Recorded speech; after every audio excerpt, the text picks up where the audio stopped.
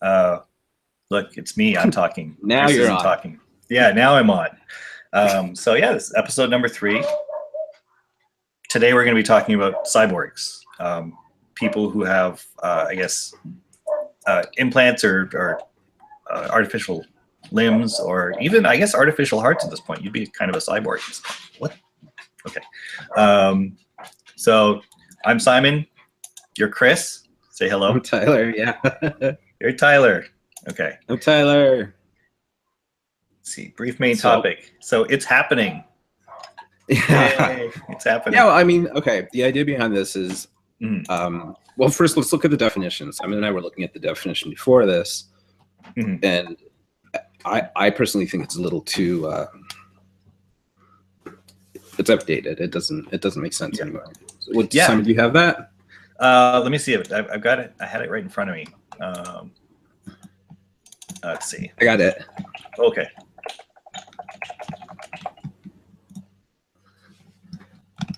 Here you go. So we have. Oh, hold on one second. Okay. Sorry, I know we're live. Find it.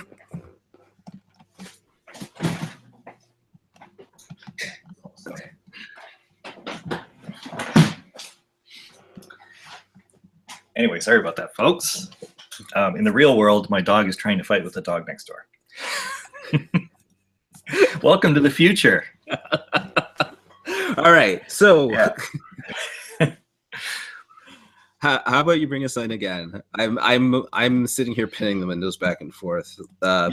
If people haven't figured this out, we're very, very new to this. Yeah. It's all right. I grabbed myself again. We could just fight over it then. Okay, so anyways, here I got the definition here, finally. It's a fictional or hypothetical person whose physical abilities are extended beyond normal human limitations by mechanical elements built into the body. And so that covers a lot of ground these days, like from hearing aids to, which you were just talking about. But I'm talking about the ones they actually implant into the back of the ear thing. Yeah.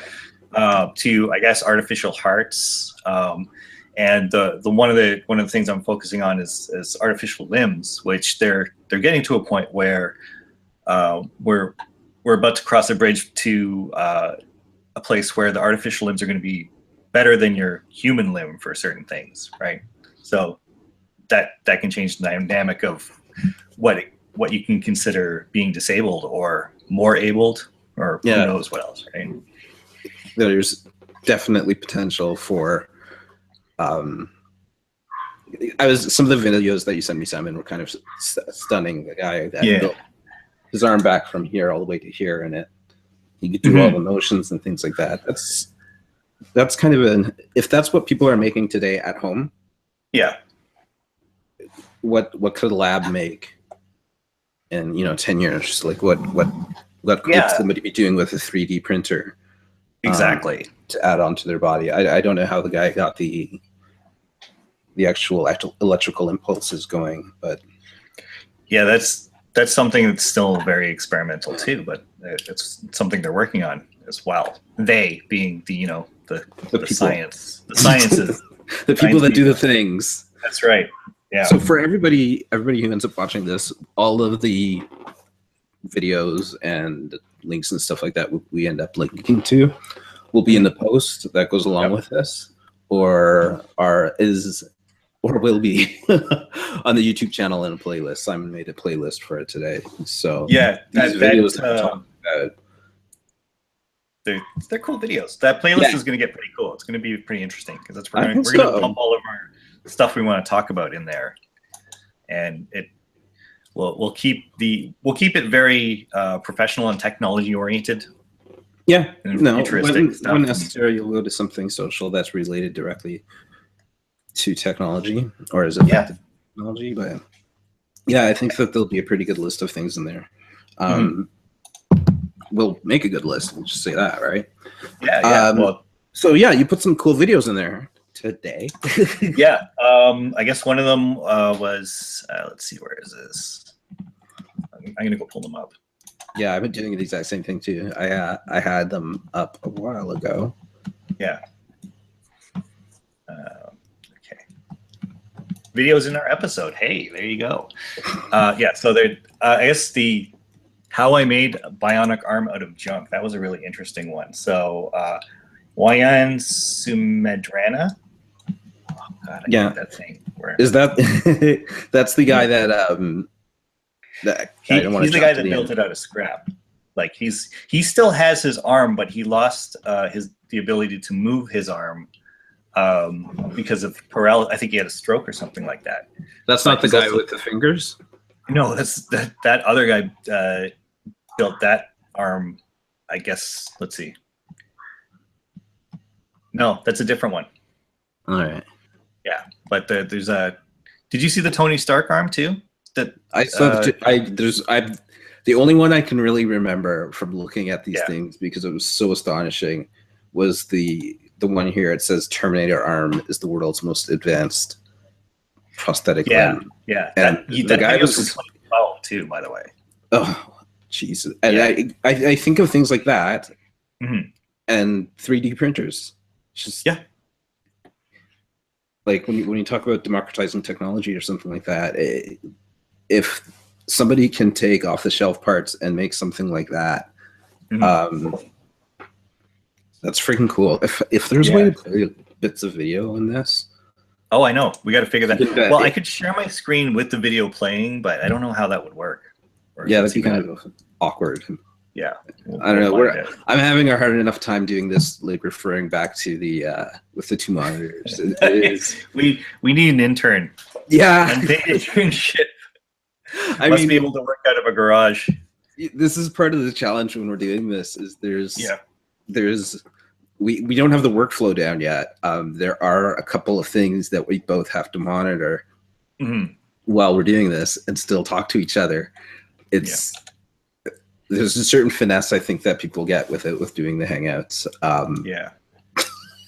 I'm supposed to be charting the time. I have no idea what we're at. Okay, so let me see in the screen here. We'll do this together. See, there's no real indicator of time. That should be a widget that you got. Yeah. Oh, that would be good. But we were gonna I was just gonna do it with my phone. Yeah. Oh, let me find that time for 10 minutes. Okay, 10 minutes and counting. Okay. All right. Well, then we were talking about doing a way to cut these the episodes up into smaller chunks, and so that after we go live, we can edit it out into like 10-minute segments. That's why Simon and I are talking about the 10 minutes right now. So what we're going to do is say goodbye for now, talk for 3 minutes, and just scrap that later. And then we're back in. Okay? Okay. So I'll see you in a couple minutes. All right, cool. Set a timer for 3 minutes. A timer is already running. Change it. Okay. That's why Your new time is running at 3 minutes. Thank you, Siri.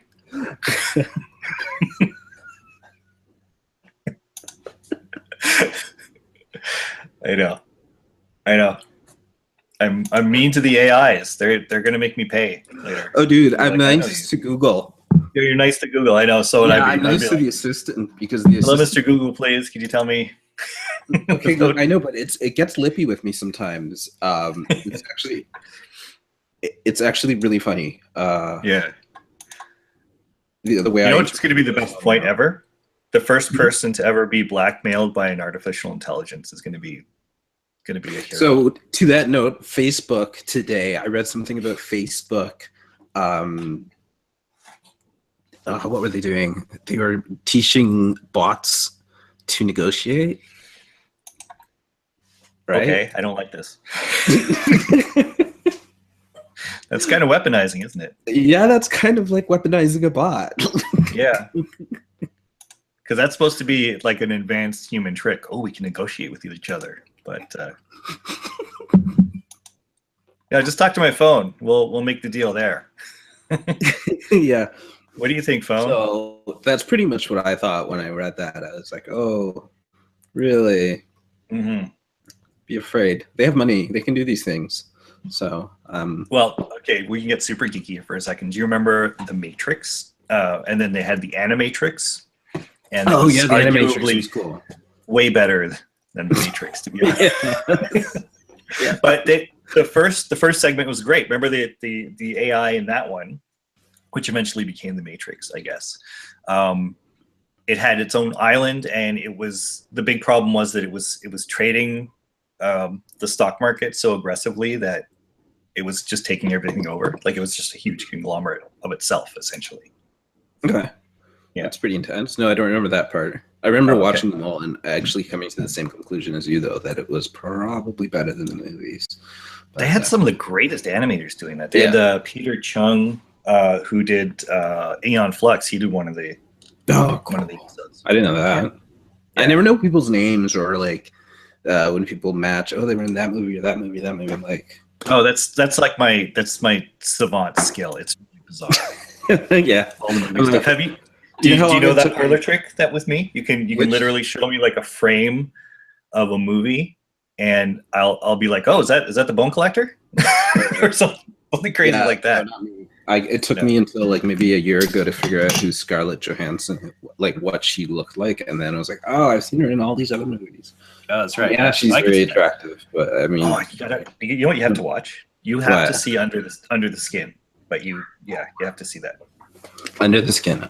Under the Skin, very good. It's basically a those really intense 1970s psychological science fiction horrors like Return of the Body, or not, Invasion of the Body Snatchers from the 70s with what's his name, Donald Sutherland and Spock. Actually, no, because all of that was broken up for me. Oh God, okay. I got the beginning and Spock. That's all you needed to hear, really.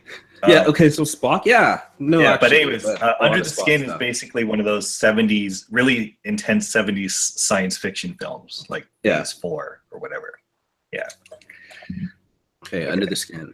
So all right. So special effects won't be super duper then. No, the special effects are really good and it's really creepy. Oh my God. Okay. Yeah. All right. Yeah. I'm game. Enjoy. All right. So watch during the day. Bring us in. Yes. Okay. So we're at this is after the break.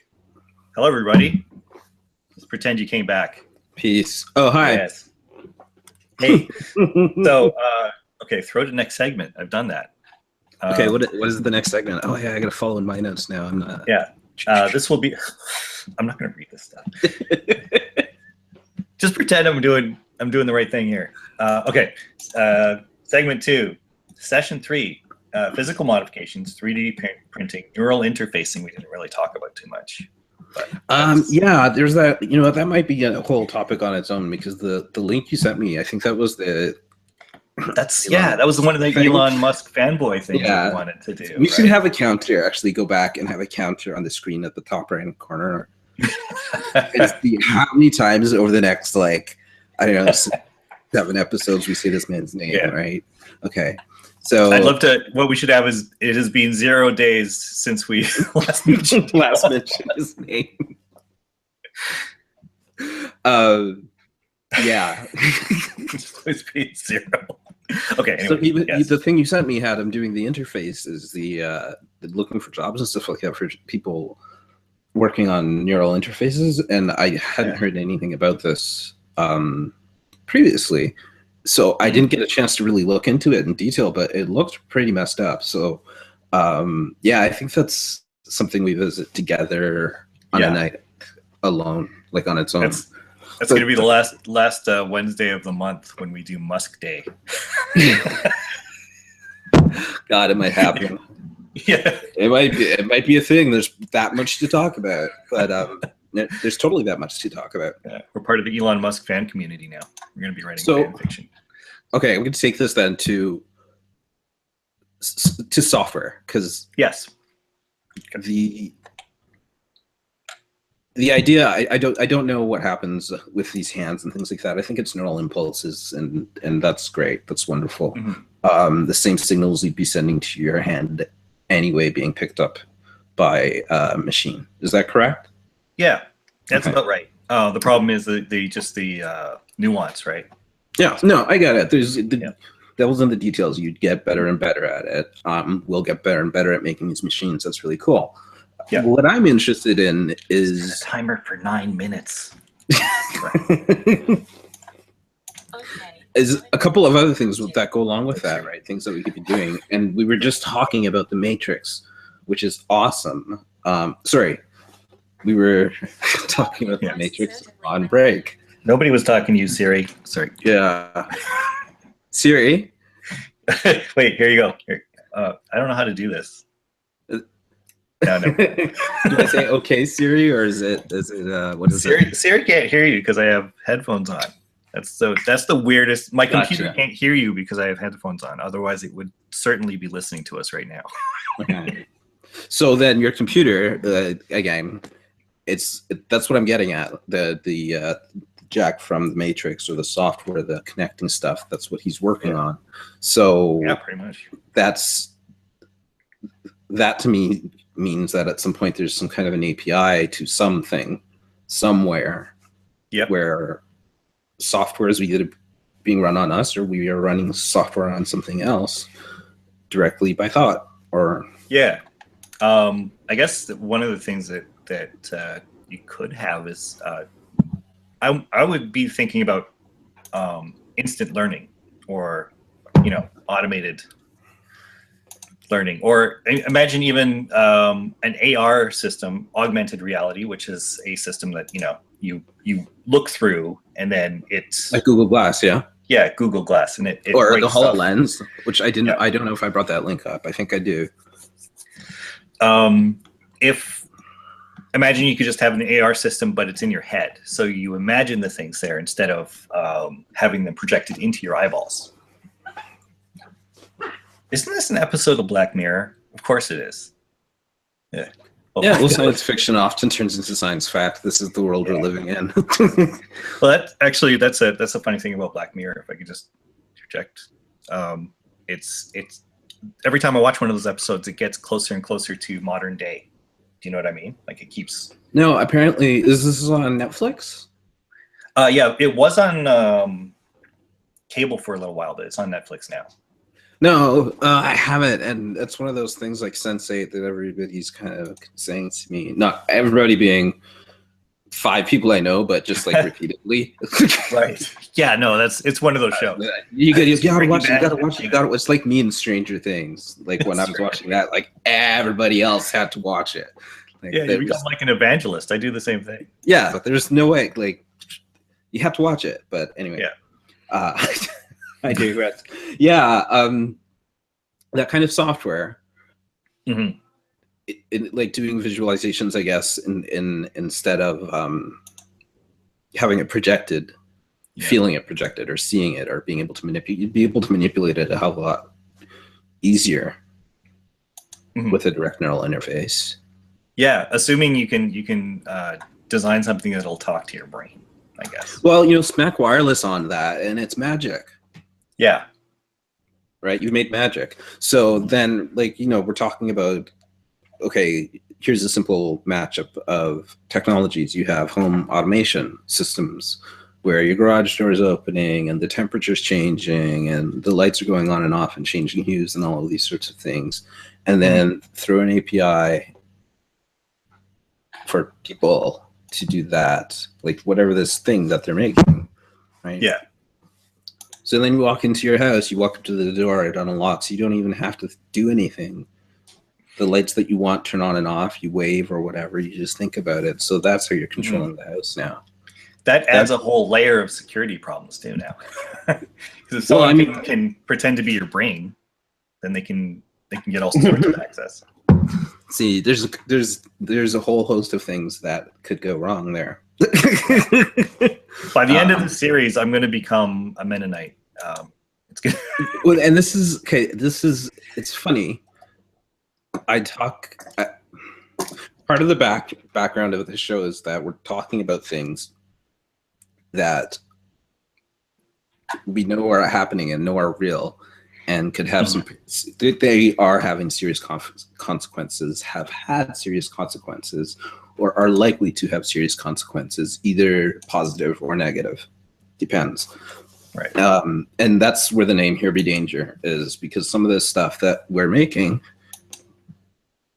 might depending on your point of view, but it might just mess us up as a society. Yeah. I mean, if you look at it, we've accepted a lot of it might mess us up Mhm. in the technology world anyway. A ton of it, to the like, point. okay, that's fine. Yeah, like when you say, this is why I interjected when you said you were going to be a Mennonite, because of what technology's done, Mhm. and what we've allowed it to do. This idea of allowing it to do more and more and go beyond, like having a cell phone because I need it, like shoving it in the back of my neck. Because it's better there. It works better there.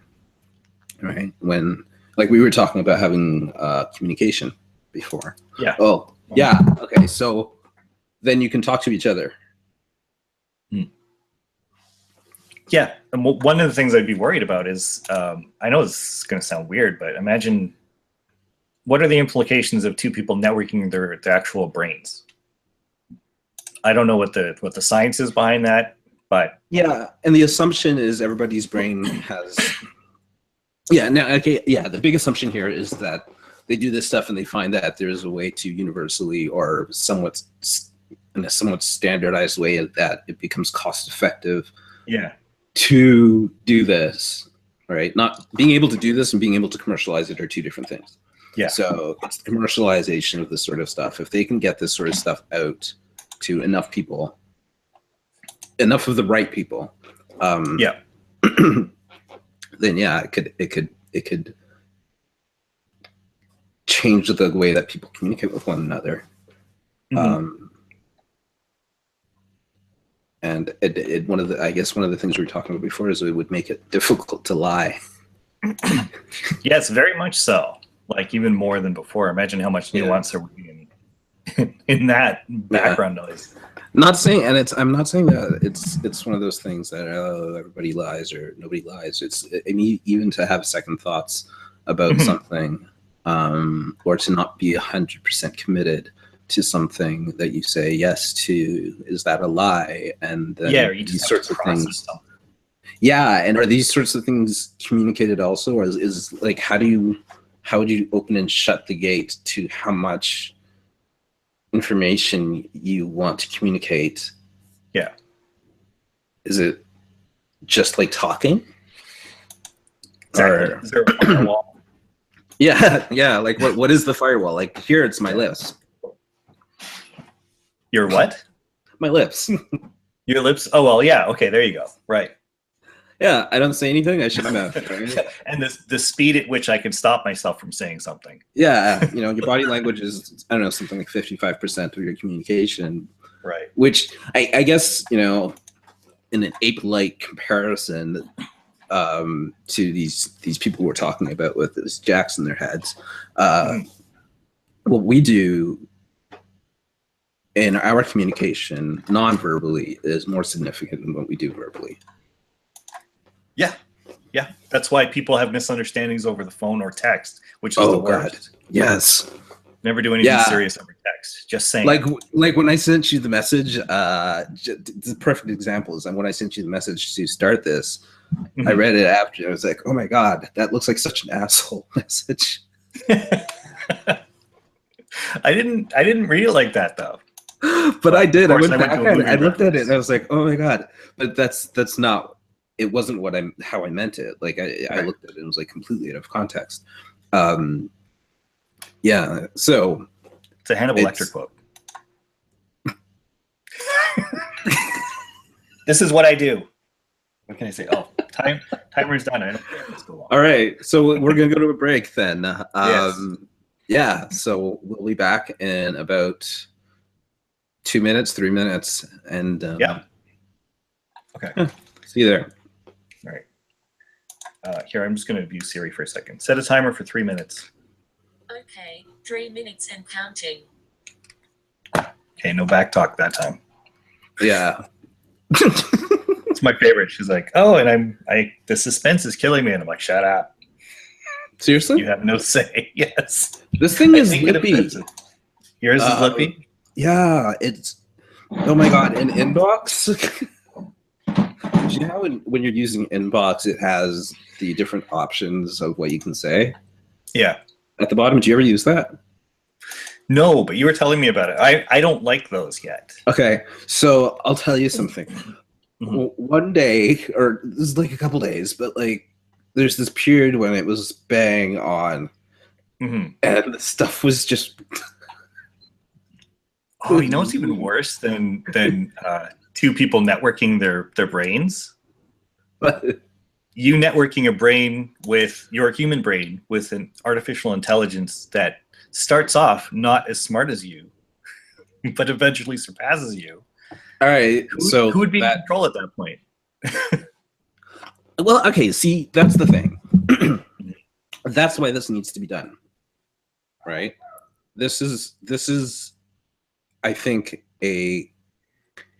this is where you jump to the end of the show and figure out how I feel about stuff. But really, I think it's a imperative for like from where we are right now today, and the types of technology that we're making and shipping, with robotics and stuff like that, and the AI, like the stuff that's in my phone, the assistants that we're both talking about.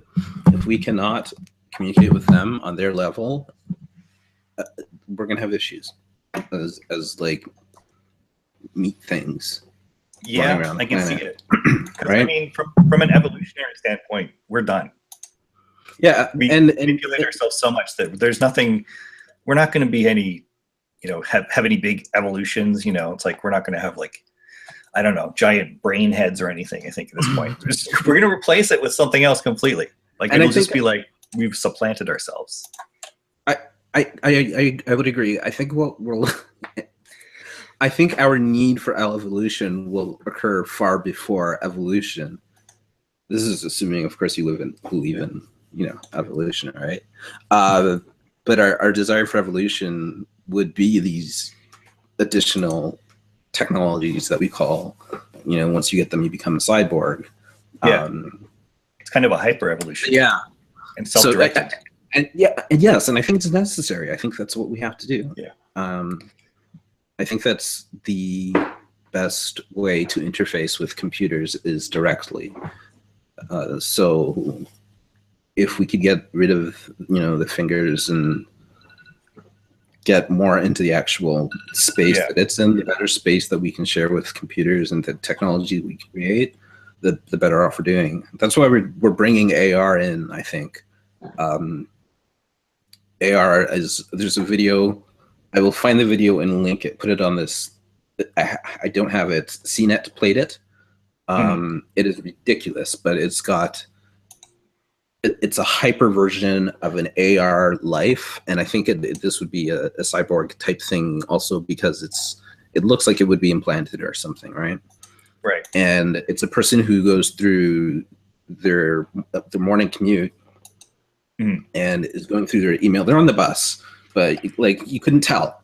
There's all this stuff around them. It's right. Totally awesome. There's got their email and all these other things, and then they go into the bus stops, and it tells them that the bus is going to stop. They get up, they go out, they go into the grocery store, and when they pick up like the box of milk or something like that, the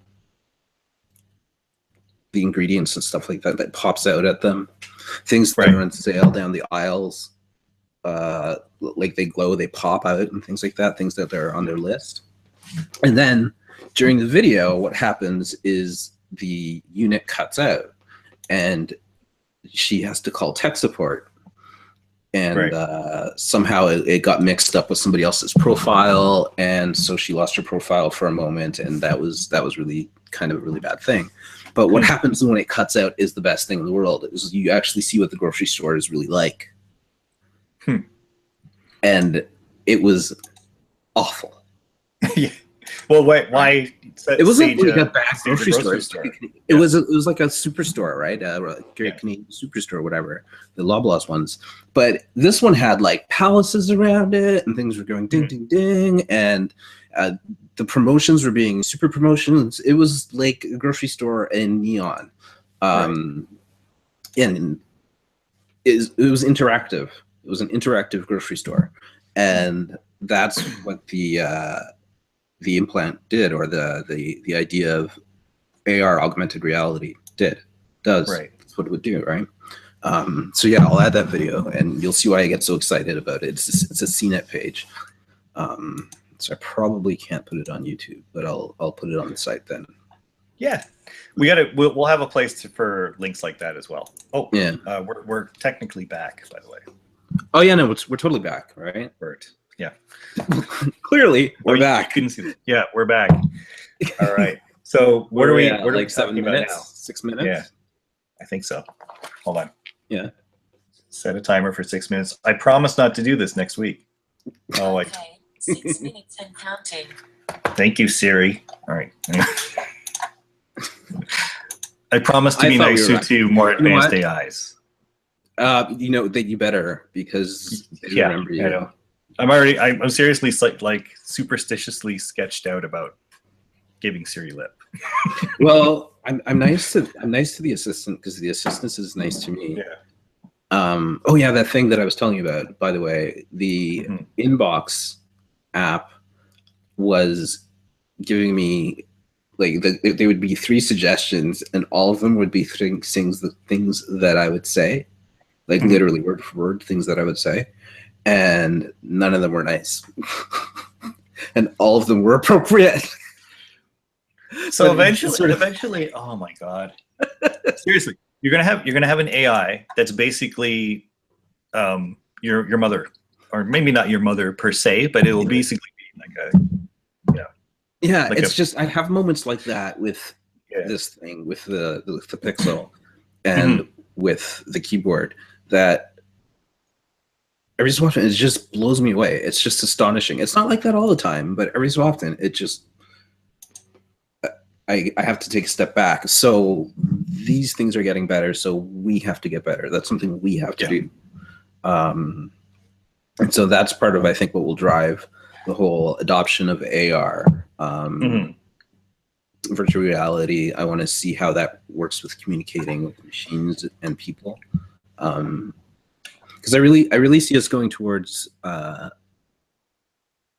Minority Report land. Oh yeah. That would, I mean, especially with Spielberg, a lot of the stuff that he shows in these futuristic movies always end up being kind of practical. You know what I mean? Like very practical. The Minority Report's a great example of that, even. Like, really I mean, he gets sore. I always thought about this. As an interface, it looked really cool, but if you're using it for more than 5-10 minutes, your arms are going to get really sore. That's not good for you. Sorry, a little too practical, but that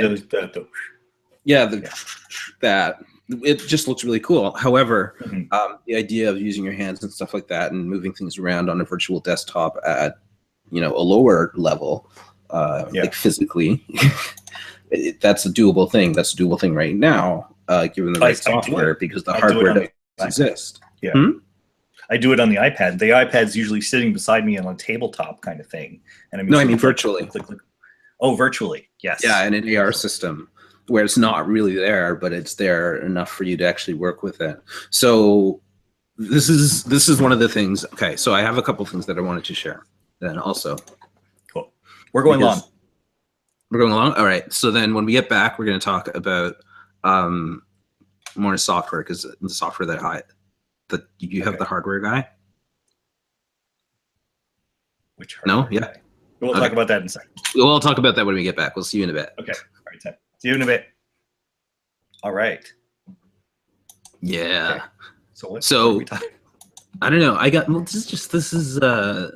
This is I think what's just the tipping point, right? Like you got the these guys with these like wicked limbs, and when he gets to the point where the limb is better than a real limb, and the surgery is something that people can afford, and it becomes like cosmetic surgery, for example, right? Like I think that'd be really interesting. What would an arm have to do? The only thing it would really have to remove yours and put a new one on. It would have to be very strong, I think. Much more resilient than the arm that I would have at the time. Because I can be, I mean, outside of being, macho, and, have a big robotic arm or whatever. Yeah. It would be really handy, especially as you grow older. Imagine you're 80 years old and you can get an arm that works like the arm you had when you were 20. Okay, so what would you replace? I just said arm because the guy had he was actually missing part of his arm. Yeah. But what would you replace? If you had a choice. Well, it depends on how old I am. Now, today, I don't think right now. Today, right now, I wouldn't replace anything. What would you replace if you could Tony Stark it up? What would you do to your body? Right, like pick the top thing that you would replace. It wouldn't be anything external. I would like that crazy, scary interface with my computer. Okay. In my head, so it could keep me on track. That would be great. All right. Okay. So that's a pretty good one. Set a timer for 2 minutes. We're gonna have to have a physical timer that we look at. Yeah. This isn't working as well as I thought. No, it's working well. It's perfect. So okay, check these out then.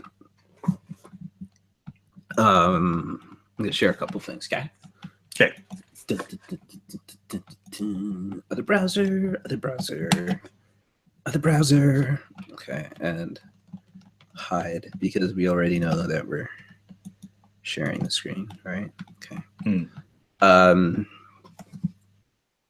Okay, and hello, Simon. Hey. Okay, so I don't want to share like this. I want to share not like this. And I want to share the application window. Yep. That's better. Now everybody doesn't have to know all of the other apps I'm running. There you go. Perfect. All right, I'm going to pin this. Okay. Bam. All right, Bam. So this thing here, right? Oh, I'm trying to... What are you doing? I'm trying to control it on the actual broadcasting picture. Good work. I'm looking at the wrong screen. See, this is why will probably be in perpetual beta. But yeah, we're getting better. So this is a thing. This is something you can buy. It's expensive. Yeah, it's a developer preview, so it's like $3,000, but it does work. Okay, so yeah, it does work. It works really well. And here's an example of why you would want one. So one of the real world examples that I'm aware of, elevator manufacturers, elevator repair. Now I'm not sure which one it is, so don't quote me on exactly which one. I'm gonna have to go back and check my facts. Yeah. But they implemented these as a trial, and in that trial, what they did is basically gave everybody, all the elevator techs who went out on site, these HoloLenses, and they built a support team off-site for these people who could also see the same things, right? And so, and the communication back and forth is part of the device. So what they were able to do is basically cut down the amount of time that the elevators were out by 40%. Because of an increased efficiency of communication and viewing, and just like they could demonstrate how to fix things in real life, right? So the back and forth. I guess the tech would have like a pointer probably and be able to circle the tech things. could run, I guess. And if you're thinking of, I've seen the interface, so I mean the tech could probably play some sort of 3D video or a complete video over in the right-hand corner of your screen. Like kind of, exactly like how I see you down in the bottom corner of my screen. Yeah. Right? Just kind of imagine, I think the field of vision on this thing is around 40 degrees or something, so a little bit bigger than what we're seeing.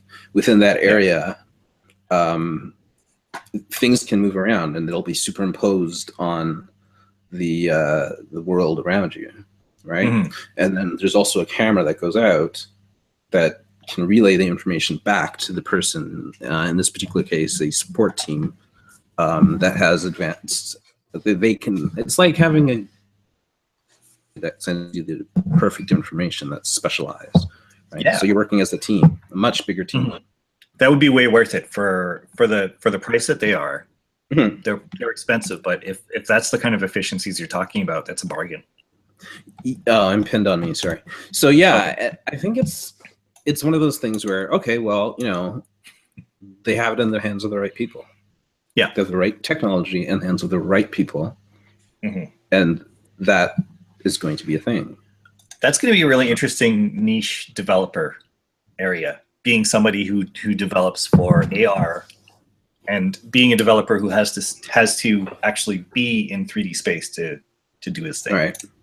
Okay, so now here's my next thing. Because of that niche thing, I don't know if you remember the introduction of the year that everybody was releasing, we have Oculus this, and this is our so that year, that introduction, there were 3 shows. This is my impression of what happened. There are 3 shows in a row. One was, we have this one great big expensive system, and you're going to get it in 3 years, and that was about 3 years ago. Yeah. Okay. And the next one was, we have this different, really big, expensive system, and you're going to get it in about 3 years. And around that time was also the Sony announcement. I think this was after. But anyway, one was Oculus, and I think the other one was HTC. The Vive? Yeah, probably. Yeah, or someone that you needed poles all around the room. It was stupid. It was stupid. Sorry. And then we've been to these things. They are stupid sometimes. They said, okay, we're going to give you something that's not quite what they're going to give you. It's going to be 3D. You can run applications on it. Here's an API. We kind of worked on it. And oh, by the way, you can make it out of cardboard. Yeah, that was a big move. That was really cool. And so all of a sudden it was free. It was pretty much free, and it was easy to get to. And I should, I'll bring my toys down next time. I got a. What? Here's my Chinese one. I sprang $30 to get one that looked like a ViewMaster. It's red. Yeah, it's got the clicker. All right, it's have nice. you seen it? I've seen them in the store. I saw them. I have that one. It's upstairs. I'm not getting rid of that. That's awesome. But that's what they did there, right? Yeah. So, okay, let's feed onto that and go, yes, that now they have the Daydream VR stuff. That's really cool too, but that's kind of not what we're talking about right now. We're talking about the integration of the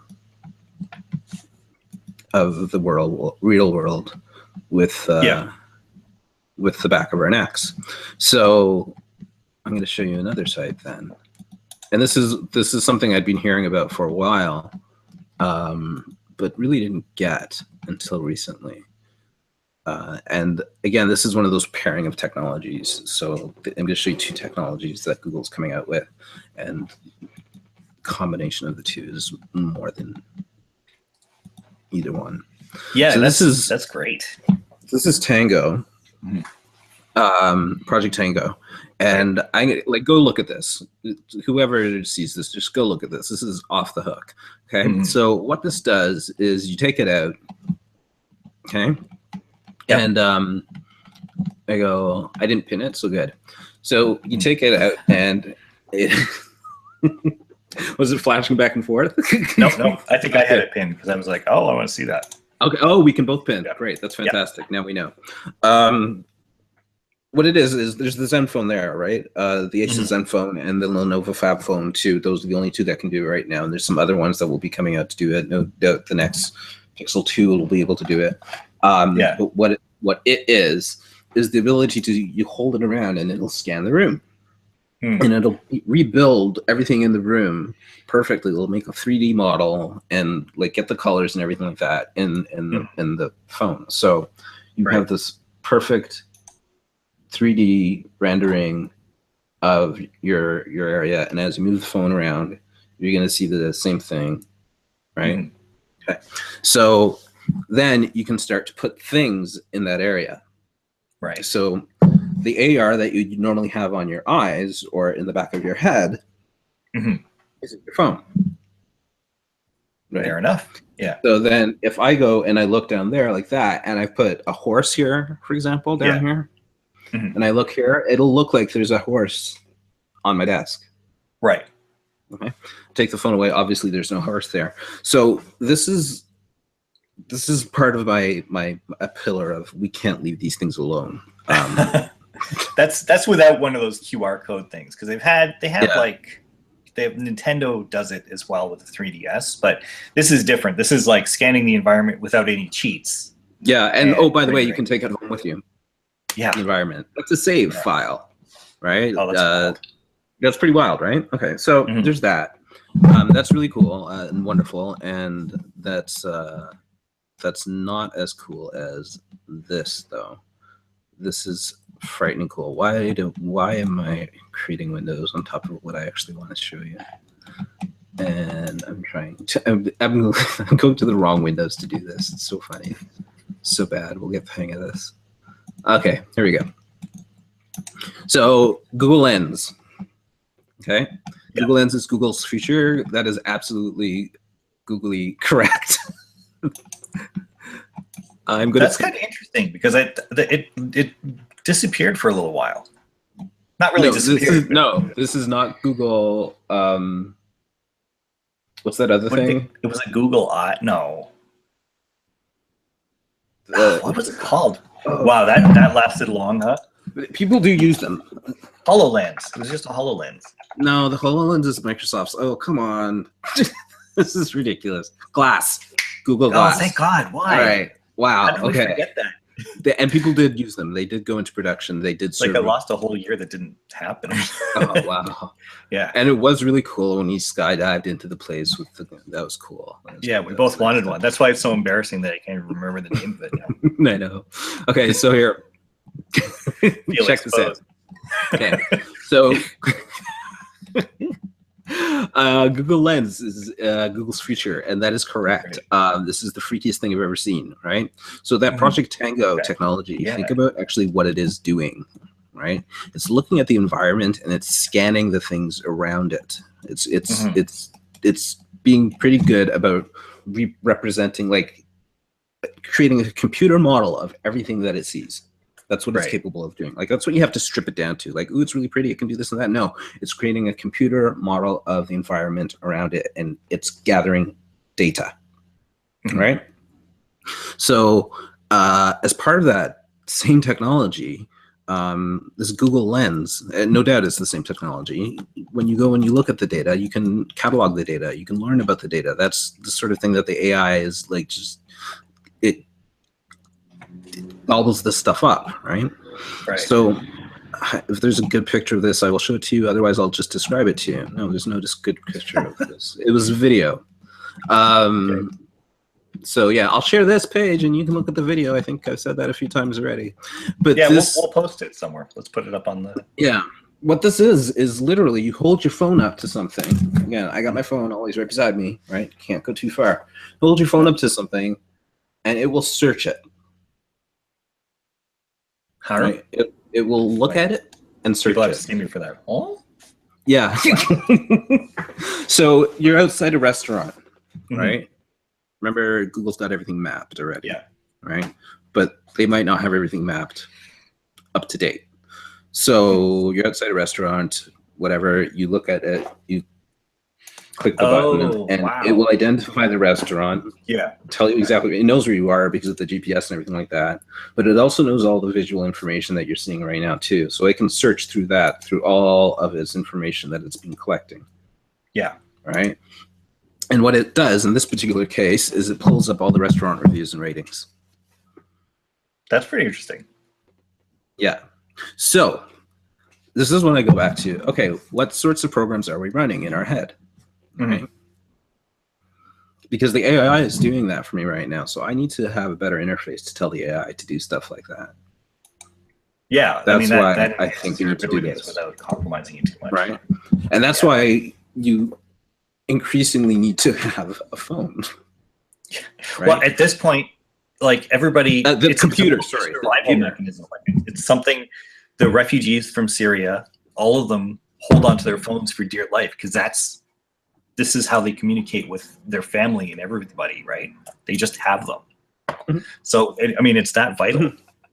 Yeah, and you challenged me a couple of weeks back to, you said we needed a new name for these things, and I honestly came up with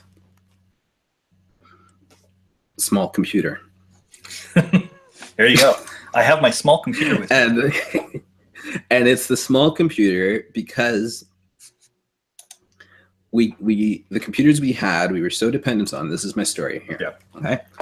We became so dependent on the computers we had and the capabilities that were in them, and we kept on shrinking and shrinking and shrinking the technology.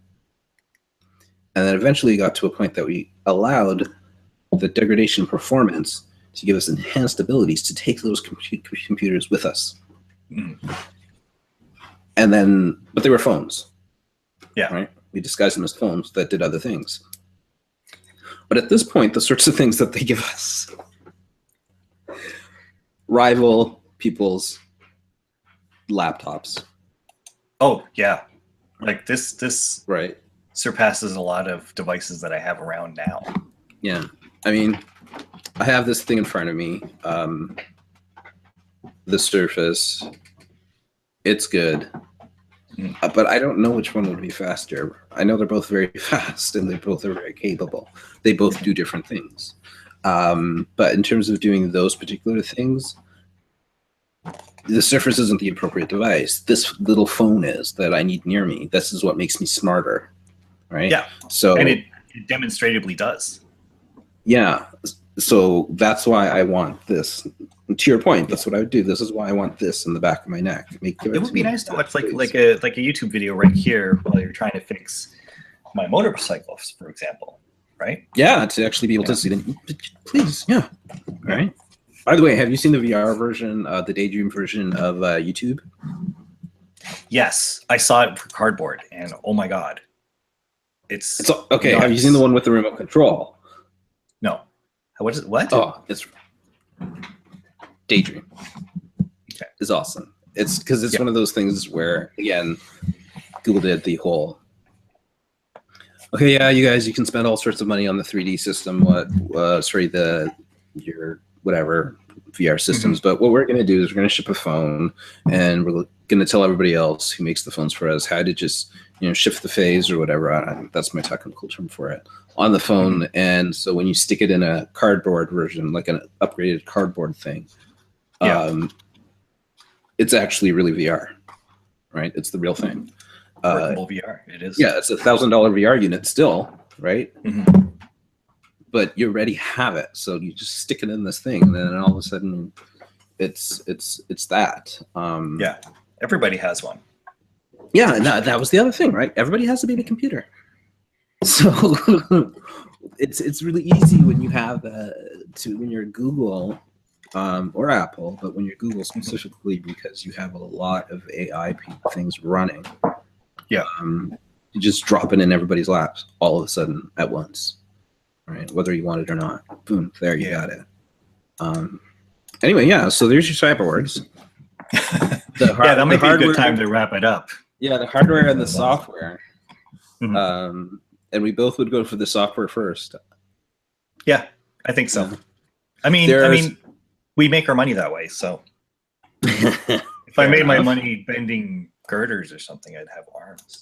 Yeah, no, you would totally go for the arms and like the reinforced back and stuff like that, right? The adamantium option. See what I can afford. All right. So yeah, this has been an experience. Yeah. I have a feeling this is going to be one of our more interesting shows, but more convoluted. I think it might be the MC's fault. It would be it'd be truer to our conversations. I think I think we're fairly structured. We didn't stick. Well, we did stick to what we conversed about before. Basically, we're going to wrap up every show with "so yeah." That's a topic. That's what we think about that. And it'll be like, "So yeah, bread." I don't know. Yeah, and honestly, yeah, we'll go back. I'll go back and say there are a lot of reasons to worry about even things like Google Lens, and even having the phone, and even having accepted the phone or the little computer as a piece of technology that you keep around with you. But at the same time, how am I going to regret giving Facebook 10 years of my location? Yeah, because I could. I don't know why. At the same time, though, you can't give it up. Facebook, you can give up. That's easy, right? This Says device you. itself. Yeah, I know. Oh, says me, who's been off Facebook like 3-4 times. Is that what you're getting at? That's right. You're in a different social network silo. Pardon me. I'm keep down quitting to Facebook, 173 friends. and then I end up outside of Facebook's headquarters with like a stereo. Like what's his name? You know what I'm talking about? Say anything. I was like, Facebook, love me, Facebook, and then you know what I'm talking about. You can't go too long without Facebook. Oh wow! I know it's unfortunate, and I really like it. It really depends on how you use it. Honestly, Facebook is what you do. Yeah. Facebook for me. This is the end part of the show. We're past the end part of the show. We're just recording. So, Facebook for me is what I make it, and I've made sure that I put a lot of people that I care about on it. People that I cared about from my past, and I will always care about it. If they're there, like if you're on my Facebook, I like you, right? I genuinely like you, and I'm interested in what you're doing and know things about you. And every so often, I'll look through my list and I'm like, yeah, all these people should be on my Facebook list, right? Yeah. And I'm not. It's not a dig at people with like 50,000 people. Maybe they know those 50,000 people. I think there's a 6,000 person limit, but. Yeah. The reality is people use the social networks differently. All of the social networks, they're tools. Yeah. So you use it for different things. I use it to collect my closer friends. You might use it, or somebody else might use it to promote themselves, but not their authentic selves. They might go somewhere else for that. Yeah. Like Ello or I don't know. So, there's some other place. Snapchat. Let's say Snapchat. Snapchat. Yes, Snapchat's great. Yeah, Snapchat. We're gonna have to figure Snapchat out. Talk about that. Snapchat for older people. Yeah, exactly. Snapchat for Gen Xers. That's what it was. That's right. Oh my God. So this is why they're interested in it. Yeah, that's right. The problem with Gen X is we're millennials that are a little bit dumber, to be perfectly honest. We're like the prototypical millennials. We're like the difference between people in the 70s and people in the 40s. That's between Gen X and millennials. It's like we want to be cool like millennials, but we're just not anymore. I forget. I have to find. But we're not as tone deaf. There's an economist that talked about the different generations. Right. And the book came out before the year 2000. I remember I read it. And he had some predictions about how the generations would go through and the millennials and exactly what he has predicted is going through. And we behave, the Gen X group behaves pretty much exactly like he said. And this was interesting for me from a marketing point of view because of the amount of advertising that is targeted towards us, which is a whole lot less. It feels like nobody ever really seemed to want. There's a huge gap between the market for example, medical services, which get people around 10 years older than us, versus the market for smartphones and crazy stuff like that you'll see on television. And there's very few ads. Like there's a cereal targeted ad to us, right? Yeah. I saw a cereal ad where the other day, and I was like, yeah, that's for me. Us? Is that Vector? It might have been Vector or something. Yeah, Vector worked on me. That worked on me. I want to feel young. Yeah, exactly. I want to feel young. Screw that. So, all right. So, you want to stop the broadcast? Yeah, let's do it. All right. Okay. Anyway, till next week. Thank you guys. Okay, you click the button, but don't go away. Okay. Okay.